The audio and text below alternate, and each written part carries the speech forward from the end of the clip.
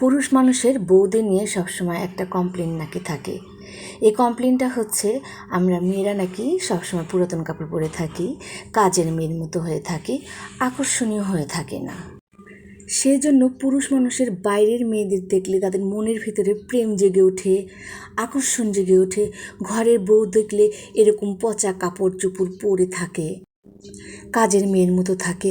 এই জন্য তাদের দেখলে তাদের নাকি ভালোবাসা আস্তে আস্তে কমে যায়। তো আমি পুরুষদের উদ্দেশ্যে একটা কথা বলবো, তাহলে তোমরা ঘরে কি পরে থাকো? তোমরা ঘরে কি পরে থাকো বলো এবার? থাকো তো একটা লুঙ্গি বা ট্রাউজার আর খালি পা। কেমন লাগে দেখতে? কেমন লাগে দেখতে তখন? নিজেরা লুঙ্গি বা ট্রাউজার পরে বিছানায় বা সোফায় জায়গায় আর রিমোট হাতে নিয়ে কামলাদের মতো করে শুয়ে বসে থাকো, টিভি দেখো। আর তোমরা চাও বউরা ঘেমে ঘুমে বেনারসি শাড়ি পরে রান্না করবে, লেহেঙ্গা পরে রান্না করবে।